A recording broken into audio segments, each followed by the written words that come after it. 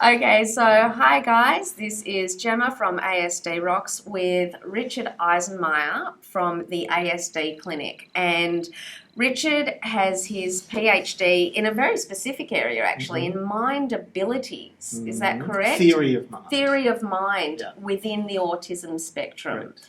And he's been working within the autism world here, I think, for 20 odd years for the ASD clinic. We've been here about 12 years, but I've worked at various other places for over 20 years. Yeah. And working within the autism world for a long time. Longer than that. Yes. Can I ask about Asperger's? And I mean, noting that you yourself have something saying, imagine having Asperger's. I personally, I don't sit well with the Asperger word. I'm a spectrum person. Fine. This is what I did in my PhD, so I could talk about this for hours. Brilliant. And so what we did was look at, well, are these, are there indeed separate groups, or is it a spectrum? And basically my research, and Lorna and Margot Pryor and Sue Legham, we all found that there was more evidence for a spectrum rather than these artificial. So it wasn't just us, but a few others found the same thing. So then the diagnostic manual, the DSM, gets updated on the research, and that's why they came out and they said, actually, this was a bit of a blunder. There ain't no 3 PDDs. It's a they had to use the term spectrum because all the data was going that way. So the ASPE tribe got very offended, said, oh, they're getting rid of us. But they needed sort of education to say, look, it's all autism. Lorna, before she died, she was asked, I think, and I'm paraphrasing here, are you unhappy that they're getting rid of Asperger's out of the diagnostic book?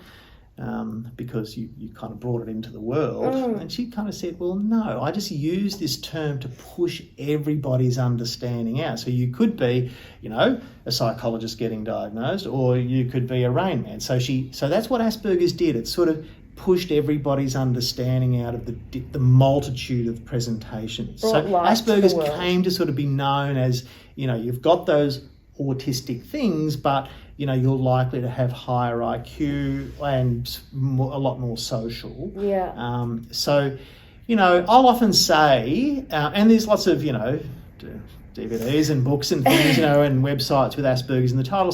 And a lot of people sort of like that term. And I've got I'll often put in my reports, this person has an autism spectrum disorder, and then I'll put in brackets Asperger's type to kind of push people to sort of read there's some terrific, materials with that term in there. So I just say to people, don't get caught up on the labels because it all means the same thing. And I'll tell you, Gemma, there's research continuing, and the diagnostic manual has never stayed the same when it comes to autism. So the next time it comes out, they're likely to change the whole darn thing again. So maybe we're not going to have autism spectrum disorder next time. Yeah, maybe we'll have social communication disorder.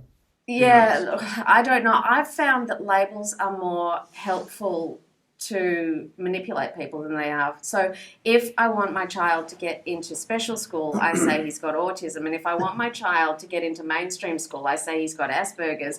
And if I want someone to be nicer to my kid, I go, oh, don't do that, he's got autism. But if I call it blue elephant's disease if it gets me somewhere with my kid, I don't care what it says on that label. Yeah, I think the autism spectrum, a lot of people say I'm on the spectrum or I'm an autie, but do I care if people say they're an Aspie? I don't care. It's very interesting. I haven't seen you in a really long time. I thought we were doing really well, but the more I hear you speak, the more I wonder, and I'm starting to think, geez, Bo's completely unaware of his environment, and he does not care.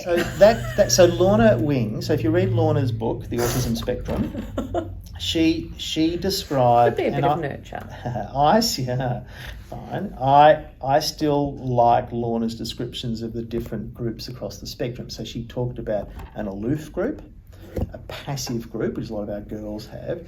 That presentation, and what she called active but odd. She said, look, essentially there'll be 3 groups. There's actually a 4th group that we rarely see. So I have, as some of my clientele, I have psychiatrists, psychologists, social workers, speech pathologists, Catholic priests, these people are incredibly empathic, beautiful people. See, and that's where I really want to pull out the information, because you do have such a varied variety of people that you see, and they're all on the spectrum, and having verbal adults who can answer and explain it help us to understand. A lot of my adult diagnoses are one or both parents of the kid that I've seen, right? So it's a genetic condition.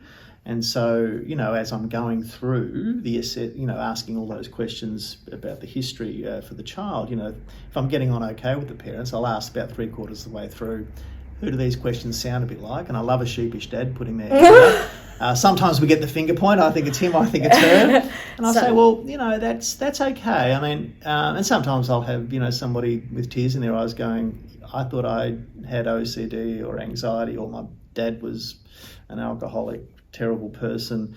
So a lot of our mums come here and say, well, I'm social, how can I be on the spectrum? Well, again, that's one of the great myths, that they're social, they've been socialised into being social. We certainly all have certain things that we do, but it's not until you put those things together that it creates autism. So I've got anxiety, but it doesn't mean I'm autistic or I'll test you one day, no worries. Look, and that's absolutely, and you've said it so often. Oh my gosh, every Gemma, single you're definitely session. on the spectrum. I live in the closet. No, have I said that? Have I? No, actually, that was the first time you've actually outwardly said it. Thank you, Richard. And yes, Richard is sitting there. Yes. Sorry, You said it previously. not that bluntly. No, you probably switched off. It was there. Now, I am going to, with your permission, put a link to at the bottom of these. I'm going to break this up into much, much shorter segments, and I'd like to put a link to there. You've got one at the bottom saying, watch video, I think. Yeah, there's a link now on the website, because nobody's got DVDs anymore, DVD players. So there's a link. For $20, I think it is. So. Yeah, perfect. And I cannot recommend this DVD more. It was eye-opening to us to sit and watch it. But I thank you so much, and for doing this today and everything that you do. It's just so needed. Thank you. Thank you, Gemma. All right. Cheers. Thanks. Bye.